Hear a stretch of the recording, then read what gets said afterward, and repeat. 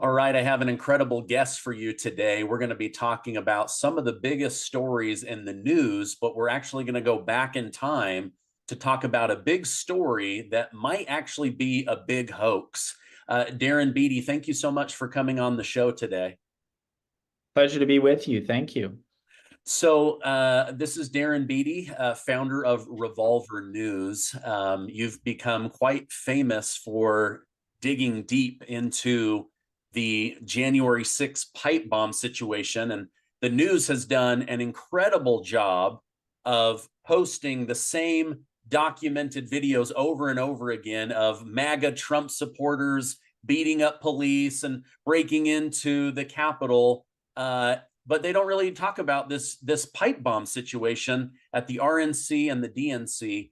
I wanted to get your thoughts on this story, get some details on it, and then you're actually purporting that it may be a giant hoax, a big smokescreen. And so let's jump into that. Help my viewers understand what is the truth with this J6 bomb story that we know up to this point.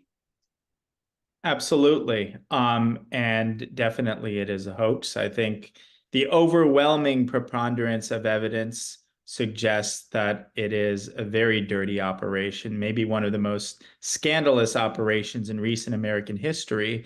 And so I'm going to assume that maybe some of the audience here is not familiar with it at all. And so I think what we need to do is we really need to establish two things. First, we need to establish that it is indeed a hoax. I've called the entire January 6th insurrection a Fedsurrection, and there's a reason that I call it that. And I hope to make a case for people, even those who are skeptical, that there were very dirty things going on.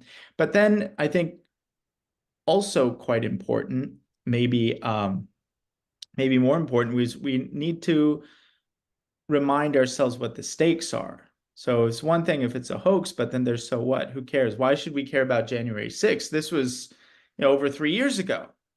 Well, I mean, for one thing that motivates me is there are a lot of people falsely in prison as effective political prisoners, rotting away and such. But I understand that's not necessarily going to be a major concern for the broader population. There needs to be some more general case for why this is important. And the general case for that is people have been paying attention to politics over the last 3 or 4 years. And I'll credit Revolver for helping to reorient this narrative in the correct direction. Is broadly speaking, there's been a repurposing of the national security apparatus in this country. It's been weaponized politically against not only Trump supporters, but people on the right, people who are conservative, people who deviate from the regime, and has generally been actuated to suppress the energies associated with Trump's victory in 2016.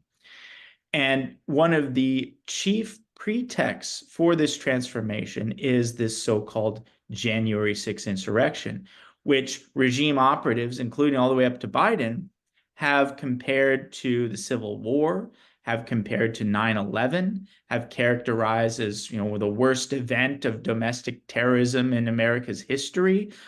Organizations like bureaucracies like the DHS that was set up in the aftermath of 9/11 to combat the war on terror. And obviously there are some problems with the war on terror, but it's been entirely repurposed in order to persecute this domestic political war.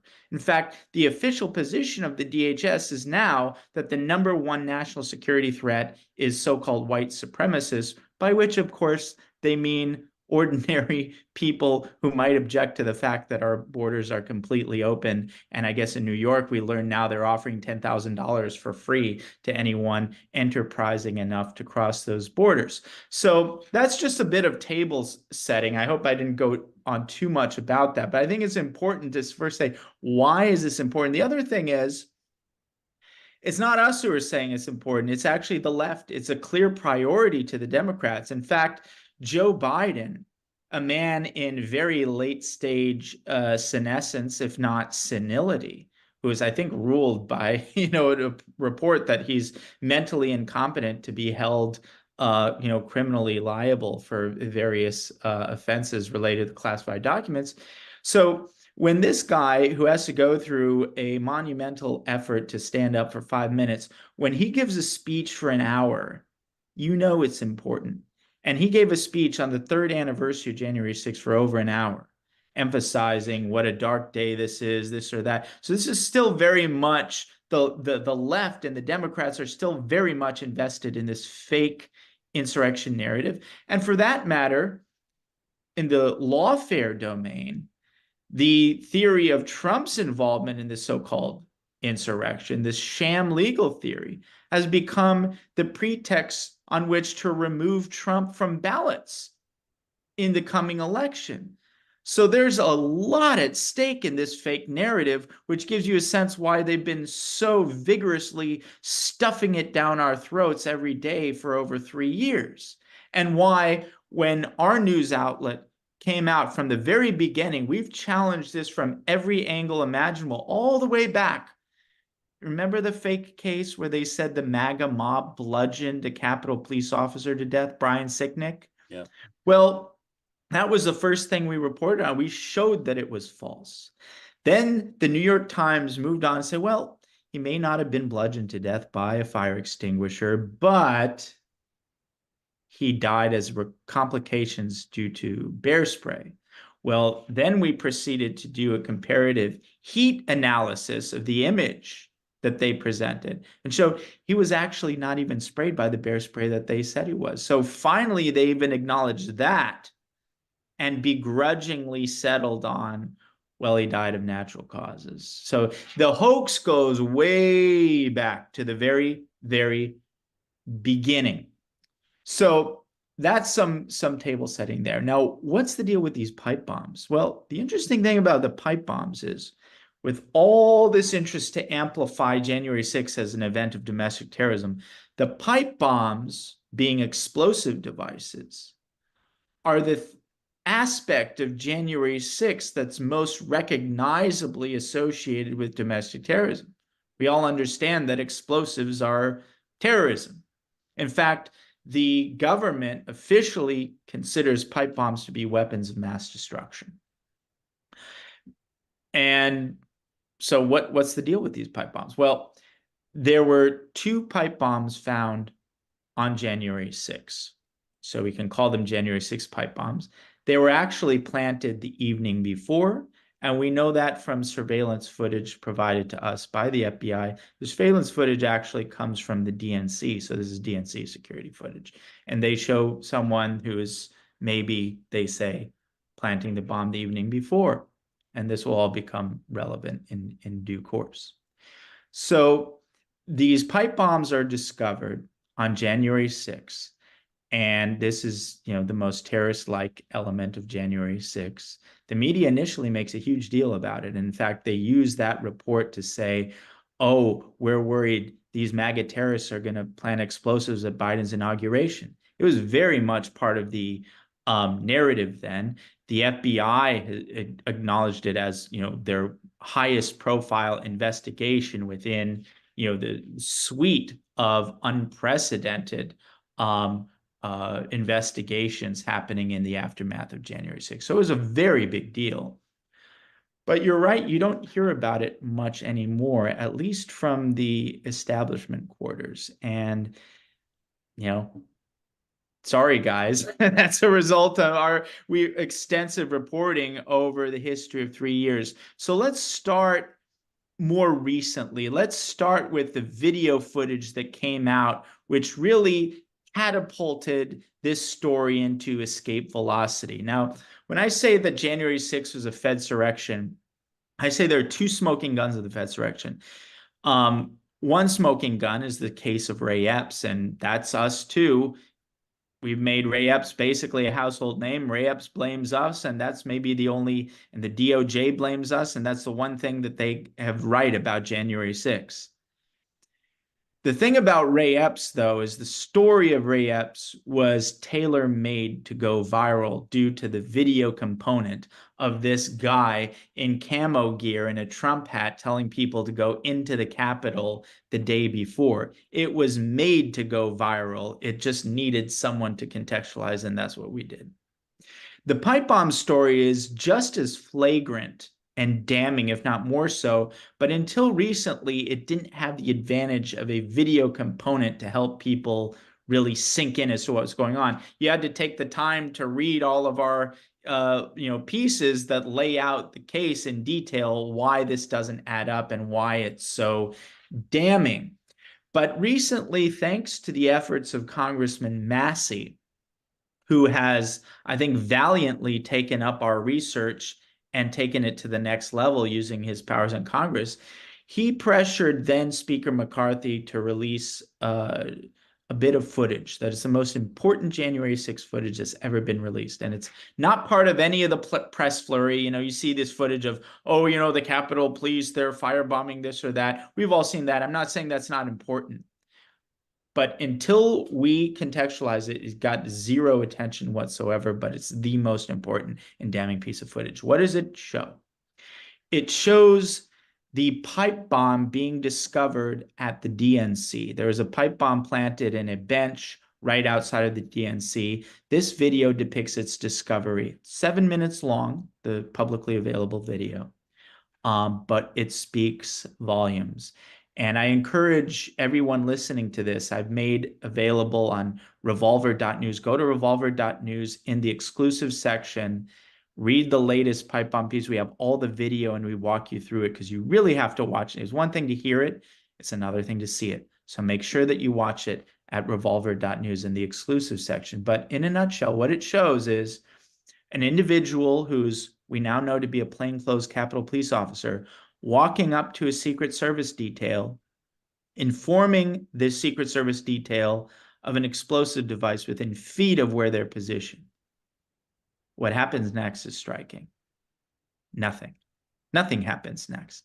After being informed of this explosive device, it takes the Secret Service detail over a minute to even bother getting out of their vehicles, whereupon they stand around for an additional 2 minutes in the most lackadaisical and unconcerned fashion imaginable. Just standing out there for 2 minutes, and then to cap it all off, there's a group of school children who are allowed to cross the street in the direction of the bomb and who actually walk within feet of where the bomb was planted at the bench. So there's a great shot of the Secret Service officers standing around, right next to them, the group of kids, literally within feet of this explosive device that they were just informed of. And of course, the Secret Service, they were protecting Kamala Harris, who was in the DNC building at the time, and more on that soon.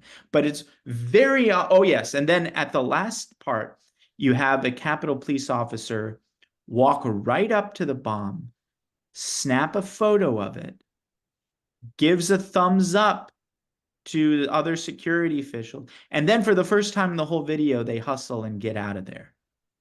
Now, the part that's not public shows them getting a bomb-safe robot to defuse the pipe bomb. The pipe bomb that they just minutes before stood around like it wasn't a threat, that they allowed children to walk right by. Now, all of a sudden, they need a bomb-safe robot to defuse it. Give me a break.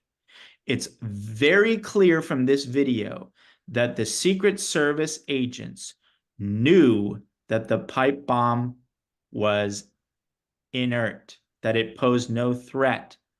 The question is, how on earth would they have known that? And how would they have known that to such a level of confidence as to flagrantly abandon all protocol in dealing with that kind of information? Look, I worked in the White House for quite some time. I was this, speechwriter for Trump in the White House. I've dealt extensively with Secret Service. A lot of people have. Even if you go to an event in Mar-a-Lago or something like that, you're dealing with the Secret Service. The notion that they would be informed of a bomb within feet of them and they do nothing about it is inconceivable.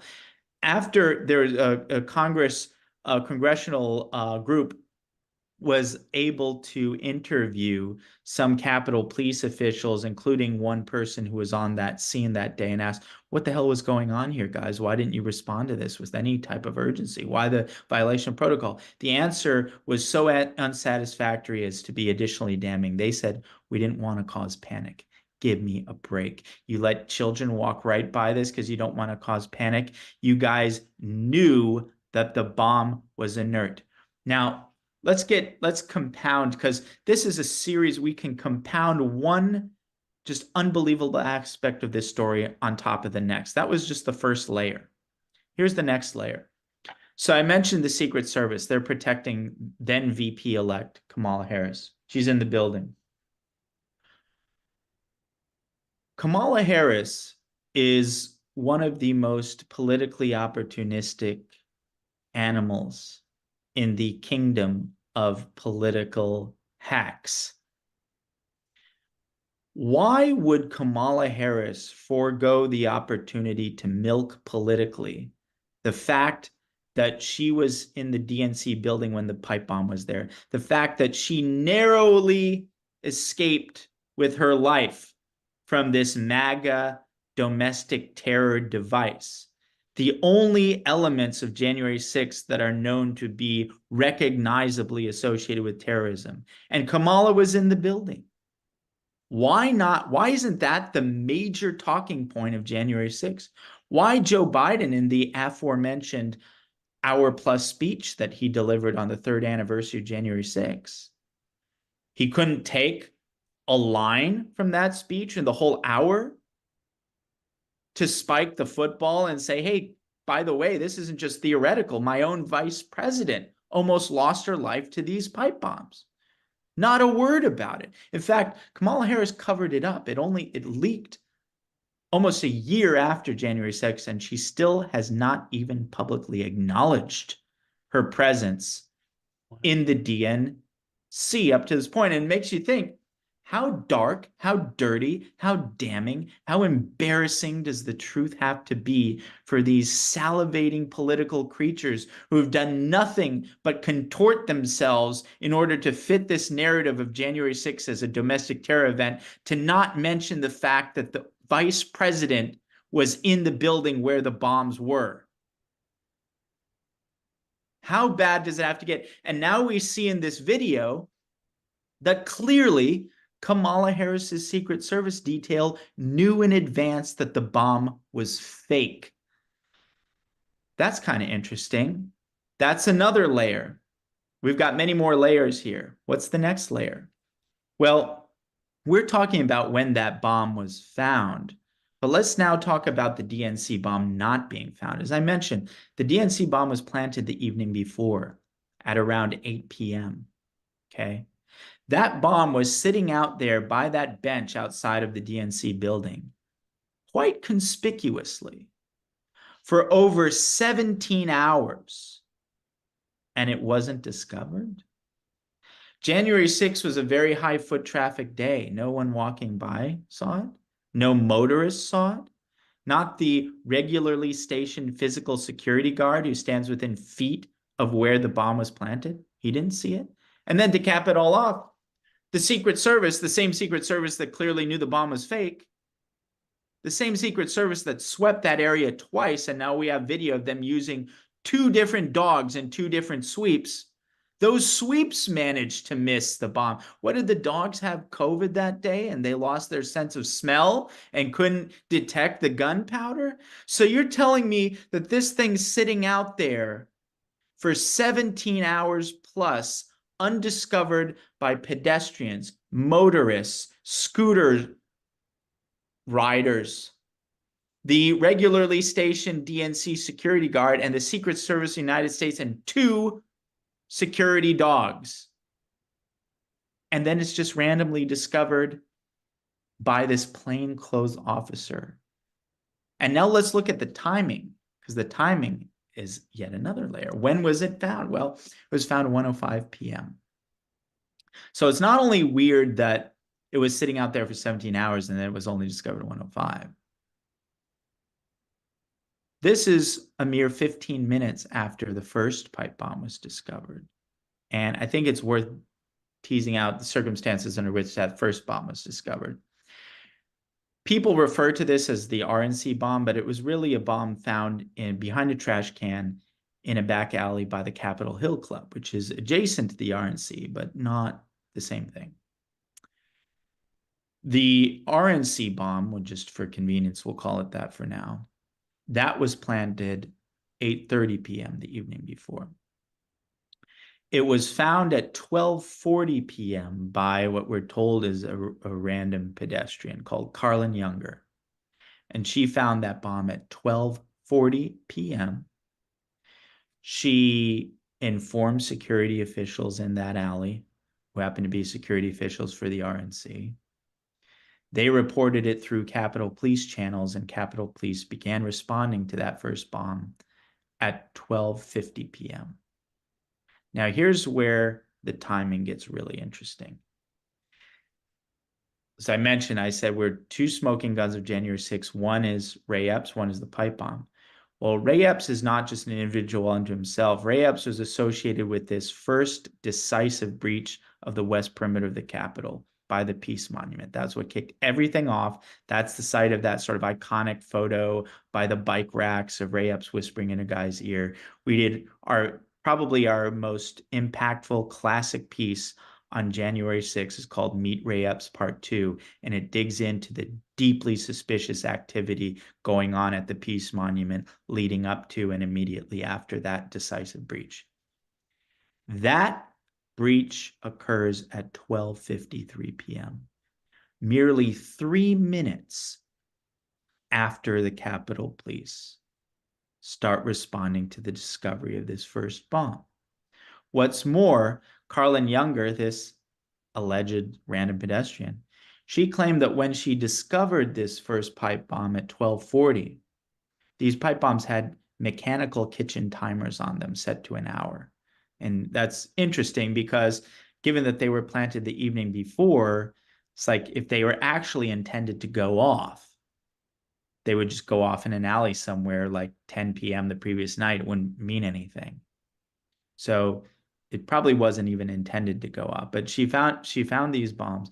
The first bomb, it had 20 minutes left on the dial. She said it was actually stuck on the 20-minute mark. So let's do the math. 12:40 plus 20 minutes, that adds up to 1 o'clock, which is exactly when the first certification of the vote proceeding was to begin in Congress. So let's step back and process these infinitesimal probabilities here. We're supposed to believe that this RNC bomb was planted the evening before at 8:30 p.m. It was sitting behind a trash can in a back alley for over 16 hours, only to be randomly discovered by a woman at a time that was nearly exactly synchronized both to the initial attack on the west perimeter of the Capitol and the certification of the vote proceeding. And then a mere 15 minutes after that first implausible discovery, the DNC bomb, which itself had been sitting out there undiscovered for 17 hours, is randomly and coincidentally discovered. And of course, the Secret Service knows it's fake. So we're told that these two bombs were planted the evening before. They were sitting out in their respective locations for 16 to 17 hours undiscovered, only to be discovered after all that time within a 15-minute window period that perfectly coincided with the unfolding attack on the Capitol. That is remarkable timing. The timing was so amazing that the prevailing theory espoused by then head of the Capitol Police, Steve Sund, was these bombs must be planted for a diversion to divert resources away from the attack on the Capitol, which makes perfect sense. Like I said, the remote timers, they were just set to an hour, so it wouldn't even make sense to want them to go off the evening before, because then it's just a dud. The only problem with this is, how could the pipe bomber have counted on planting these the evening before and counting on a law enforcement officer and a random pedestrian both to randomly discover these respective bombs within the 15-minute window that he would have needed to have that desired diversionary effect? That is a remarkable coincidence. So I've been going on for a while, so I think there's a lot to digest. I'll stop here and Yeah, you I want to know, just point something out as you're saying this, Darren. My first thought was we already know that the Capitol Police are understaffed that day. We already know that Nancy Pelosi and others have said, don't bring in the National Guard. We don't need it. But then these bombs are discovered just in time to start taking more Capitol Police away from a deficient Capitol Police right as Ray Epps and the others are pushing in on the Capitol, and just minutes before they start the actual counting. Like you say, what are the odds of all of this if it's not planned to be that specific? right. And that's why it's so interesting, because then this story has reached escape velocity. Up until this point, the regime was desperate to suppress the pipe bomb issue.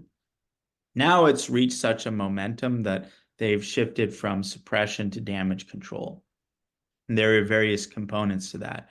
One of the components, I believe, is they're strategizing on how to compartmentalize the pipe bomb fiasco. But it's impossible to do that because the timing and the synchronicity are the smoking gun here.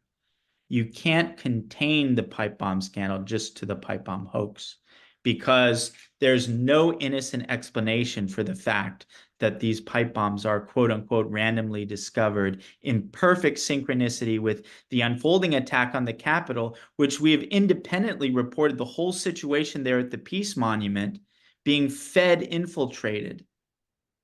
The coordination and the timing, that's what's so damning. There's no way that's a coincidence.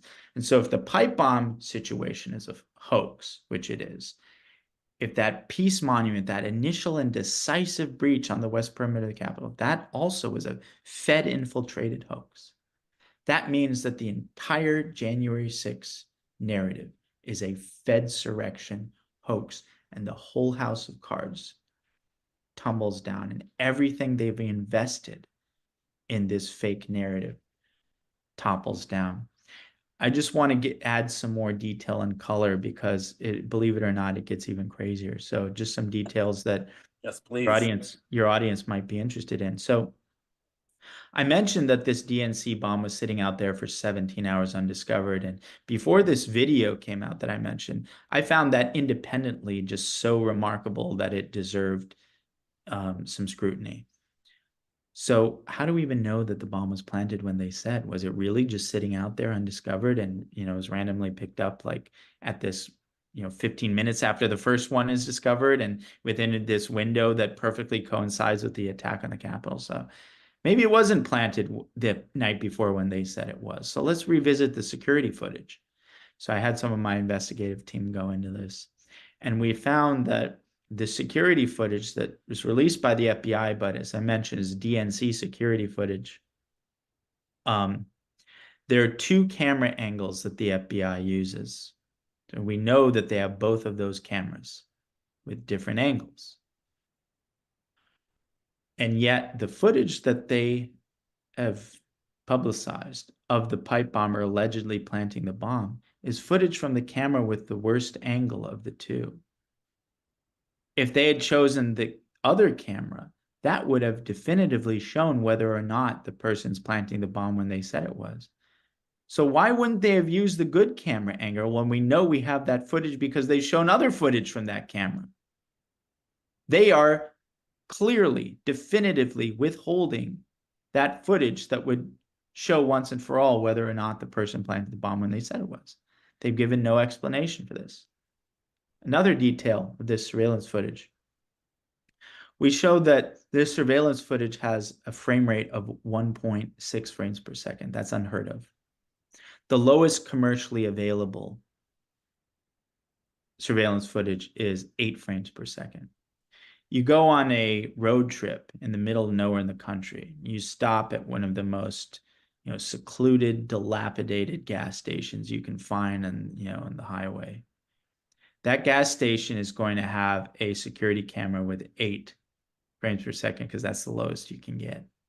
So it's not just that we have to believe that the DNC, which has VIPs working there, VIPs coming and going all the time in a very crime-ridden city.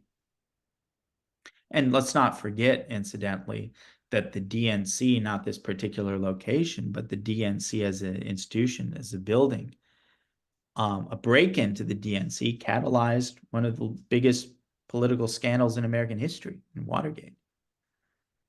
So we're supposed to believe not just that they skimped and decided to get the cheapest available camera. No, because the cheapest would give them 8 frames per second.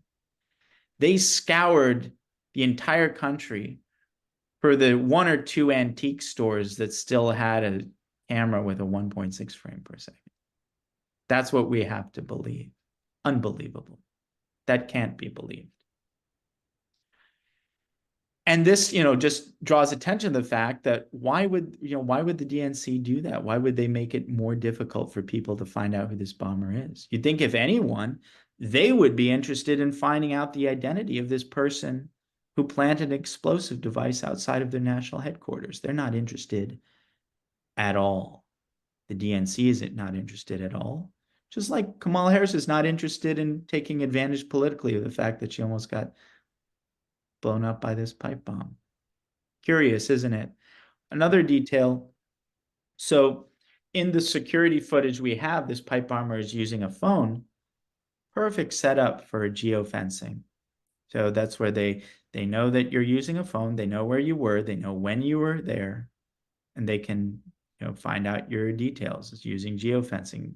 Law enforcement has done this to identify other January 6th participants. So Stephen D'Antuono, who is the public face of this pipe bomb investigation. Oh, here's a nice little juicy detail. So this is a whole other thing that we reported on, the Michigan kidnapping plot. Just in a nutshell, it was a egregious entrapment operation. So the guy running this entrapment operation, which had striking parallels to January 6th, you had the same militia groups. You had as part of it plot to storm the state capitol. It was infiltrated to a percentage that you wouldn't believe. Like initially, like 12 out of the 20 initial so-called plotters were either FBI informants or actually agents. Both of the full-time agents involved in that case, incidentally, were excluded from their testimony. One, because he beat his wife's face in on the way back from a swingers club. Not making this up. This was a FBI agent. They're not sending their best, not the highest quality people. The other guy was moonlighting as a private security company and using confidential details from the cases he was investigating in the FBI to facilitate this private security firm that he had. So both of the FBI agents on the case were actually not allowed to testify for these reasons. And there are a bunch of informants and this or that. The guy running this operation, his name is Stephen D'Antuono. He's the head of the Detroit field office. The day after the arrests in this Fednapping thing, Christopher Wray, then head of the FBI, still head of the FBI, of all the agents in the country he could have picked to run the Washington field office in the run-up to January 6th and after January 6th, he chooses D'Antuono, the guy who oversaw the entrapment operation. And this guy becomes the public face of the pipe bomb investigation. How interesting. Now, I think as a result of our reporting, just, some people, some of these government people, they're seasoned professionals. They're capable of holding weighty secrets on their shoulders. Some of them are just made of that stuff. Some aren't. Stephen D'Antuono was not. He couldn't handle it. He had a guilty conscience. He left the Washington field office, which is unprecedented because that's a stepping stone to the coveted floors of the Hoover building, the FBI. He left, and he's an accountant now at KPMG.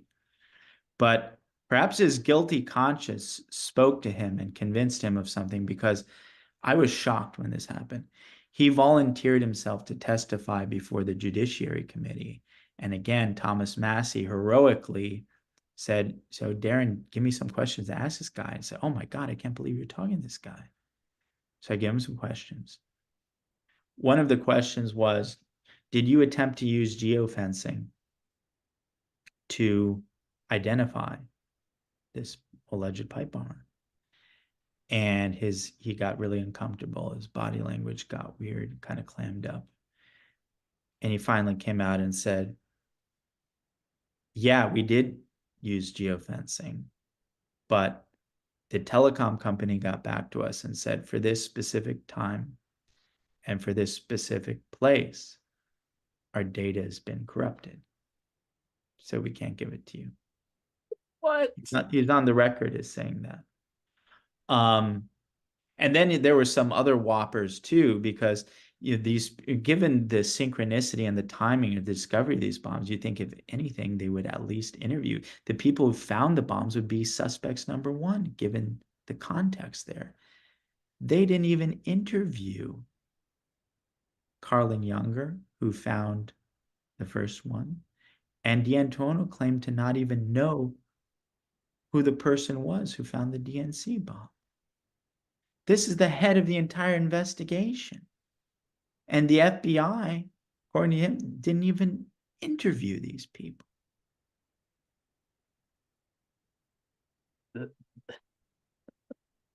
This sounds like a well-crafted movie and then like a really clumsy cover-up. Yeah, it's certainly a cover-up and it's clumsy, but you know what? It's like they weren't counting on, someone really looking into this stuff. Like, I think they get away with a lot of stuff, and there hasn't been a strong tradition of investigative reporting on the right. And so they've been able to get away with a lot of things, unfortunately. And they just got unlucky this time because we've been on their case from the beginning. We've been reporting on this extensively for over 3 years. We've given them a lot of headaches. And yeah, and I think it's very possible that this is sort of an incompetent group did the operation, and then the FBI found out what happened. I was like, oh my God, this is going to be so embarrassing and so counterproductive to the narrative we want to present. So the FBI then covered it up. So it could be that one institution kind of did the operation, the other institution covered it up, and that could account for some of the, the sloppiness of it. But whatever is the case, it's clearly a cover up now. There's going to be more reporting. Like I said, this is going to accelerate. This is actually going to go to the finish line in the next several months. We're working on another major piece. It's going to come out. I'd hoped it would come out by today, but sometimes these things take longer, so it might be early next week. But it gives us yet another step closer. Now I have the advantage. I know some of the people who are part of this cover-up. I know it definitively. And we're in it, in the chess game, there's, the opening, there's the middle game, and then there's the end game. We're in the end game of this. And so a lot of interesting things happen in the end game, a lot of acts of desperation, because again, I said they're out of suppression mode and into damage control mode, but there's nothing they can do now to prevent this from all coming out. The momentum is simply inexorable at this point. Gosh. Okay, on the one hand, I'm extremely impressed. On the other hand, I'm kind of worried for you. Like, this is a big deal. This is a huge story. Yes. Yes. It is a huge story, and it has huge ramification because there's so much at stake in it in so many different ways. The pipe bomb things falls, they can't prevent this from metastasizing to the West Perimeter breach because of how synchronized they were. Clearly part of the same operation, which means that the entire January 6th thing is indeed what we've said it was all along, a Fedsurrection. So this is going to be profoundly damning to the agenda of the regime. I think, they have to resign themselves to it to some degree. And, again, just go into damage control mode. They'll probably, if they begrudgingly have to, at a certain point, even the mainstream media will have to acknowledge this to some point. So I think, part of how the damage control works is they do not want Revolver News to get the legitimacy that comes from breaking such a major story. Because, and it's not just a thing about like they don't want to give us credit, and although that's a large part of it. What it is they don't want to give us that legitimacy because that legitimacy will spill over into other things that we cover. And so the next operation that we uncover, they won't be able to dismiss it and say, oh, these guys are conspiracy people anymore. So what they're going to try to do is identify a more domesticated, regime-friendly media source to say, okay, it's going to come out anyway. We can't prevent that. So we're going to do it in a controlled fashion and give it to somebody who's not going to have spillover legitimacy that will then be used to further undermine the machinations of the government and so forth. So I think that's going to be part of the damage control. And again, they're going to try to cordon it off to just the pipe bomb, but they can't do that. So, and they're going to, they flood the zone with disinformation. There's all kinds of like stuff that's trying to, because if they can give me something that's nice and attractive and I run with it and they say, oh, but this is false. And they're sort of, you're discredited on the other stuff. So you have to be very careful at these end stages in vetting information that comes out. Yeah. Wow, wow, wow. Okay. We need to get people over to Revolver News so that they can watch that footage and have you back on for the update when this information comes out. If where should I push people to so that they can continue to follow you, Darren? Well, I would tell people principally go to revolver.news, go to the exclusives section and peruse that, and you'll find, the first piece on the J6 pipe bomb. We have several pieces, so, by all means, but the piece that you should go to that's a pretty good, summary of all the main stuff that we talked about today, that is called, it's up there right now. The plot thickens, damning new details emerge in January 6th pipe bomb cover-up. So if you go to revolver.news, at the top there's a bar that says exclusive. You click on that and you scroll down till you see the plot thickens, damning new details emerge in January 6th pipe bomb cover-up. That will get you started. And so I encourage everyone to do that and to generally, read it and share it with people. It's so important to share it. It's so important now, we have the front lines people who have been on this. I mentioned Thomas Massie. Matt Gaetz has been great. There have been a lot of sort of stalwart congressmen, but now it's reached the stage where we need the reinforcements. We need the people who don't necessarily want to be the first movers on these, but it certainly helps once they join. People like Ted Cruz, for instance, would be great. These kinds of people, I was on Tucker Carlson talking about Ray Epps, and Ted Cruz happened to be the next guest. It was sheer serendipity that the spillover from my segment to his, he was asked a question about Epps, and he was put on the spot. He had to talk about it. And it turned out that, so Tucker kind of bullied him into like saying something about Epps. But once he did, it just reached a different level because that's a different audience. The Tucker Carlson people, the Revolver News, these are like cutting edge frontier, of research. Whereas the Ted Cruz is, I don't mean it in a disparaging way, but it's sort of the people were, kind of sitting back and waiting till something comes to them. But those people are very important too. We need all these people, and especially at this stage, that's what we need. And that can come from public pressure. So read the reporting, share it with people, and help us keep the pressure on so that we can get this to the final stage, because we're in the end game. And obviously, if, there's so many ways to, support the cause, I would maintain with absolute conviction that pound for pound, revolver.news is the most effective vehicle in undermining the machinations of the regime. Per dollar, in every presidential election now, each side spends $1 billion. To think of the shoestring budget that we're on and the way that we've been able to shape national narratives on so many different things, it's insane. The most high leverage way you can put capital to use in terms of advancing our position politically is feed the machine and allow us to keep delivering these kinds of results. It's the last thing that the FBI would want to do. The FBI is probably thinking, oh my God, they've done so much damage to us. Can we write them a $20 million check, a $15 million check? No, not taking those checks. But I will take checks from people who are interested in continuing to give these scumbags headaches, because they try to pull a fast one on all of us. Like, we're all implicated in this. This, as I mentioned, this is the pretext for them using our own government against us politically in a way that we would commonly associate with third world. Yeah. Yeah. Oh my gosh. Well, folks, if you feel like you have been at the feet of a great storyteller and a truth teller, make sure to give this video a like, follow those links down below. Darren, I'm going to put those direct links to help you out.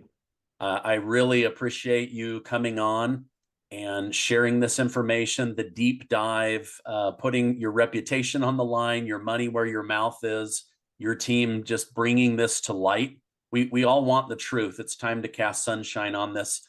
Thank you so much for coming on. I'll put those links, and I hope you have a great rest of your day. Thank you so much. Likewise.